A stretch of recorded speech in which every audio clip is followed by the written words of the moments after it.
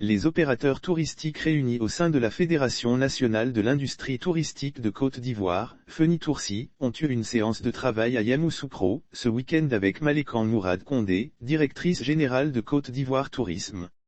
Au cours de cette rencontre, les membres de la FENITOURSI ont présenté leurs attentes à la directrice générale de Côte d'Ivoire Tourisme et ont sollicité un accompagnement institutionnel, technique et financier puis une assistance de la structure qu'elle dirige auprès des autres institutions. Membre de la fédération, le collectif des professionnels par corps de métier a dénoncé le taux de la fiscalité de fonctionnement appliqué au secteur du tourisme comparativement aux autres secteurs économiques.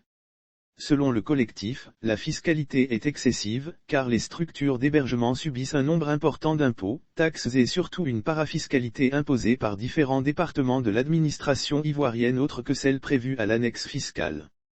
Pour lui, cette pression demeure un handicap à l'éclosion d'un écosystème performant, c'est pourquoi il sollicite une réforme urgente. Nous estimons que nous ne pouvons pas lutter à armes égales avec les particuliers qui se métamorphosent en hôteliers.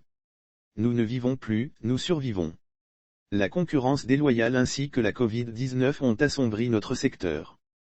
En effet, il est important de reconnaître qu'il existe une tendance de consommation à la recherche de nouveaux modes d'hébergement et d'achat de services, billets d'avion ou de location de véhicules, mais, le problème qui se pose est la professionnalisation de ces activités qui échappent à l'État que nous caractérisons d'évasion fiscale et de concurrence déloyale, ont expliqué les professionnels.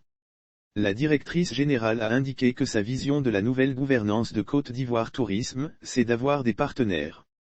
Elle s'est félicitée de la rencontre et a promis s'atteler à faire de la Côte d'Ivoire une destination touristique harmonieuse et résiliente. Selon elle, pour réussir, 3 conditionnalités doivent être adressées. Il s'agit de l'affirmation du rôle de l'État, de la mise en place d'une fiscalité d'investissement et d'exploitation adaptée, puis une meilleure adéquation formation/emploi et un renforcement des capacités des acteurs.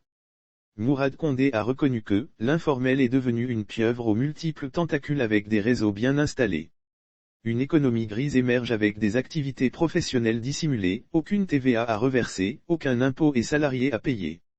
L'État doit prendre toute sa place afin d'accompagner les partenaires, privés comme publics, en vue d'accroître notre compétitivité économique, a mentionné la décigramme de Côte d'Ivoire Tourisme. Elle a exhorté la FENITOURSI à travailler avec Côte d'Ivoire Tourisme à l'amélioration de l'offre touristique en mettant la qualité au cœur de la stratégie de réinvention et faire du développement du tourisme intérieur le moteur de croissance de l'écosystème touristique. Au nom de la FENITOURSI, Diomande Mamadou a réitéré la volonté de sa structure à accompagner la décigramme en vue de la réussite de sa mission à la tête de Côte d'Ivoire Tourisme.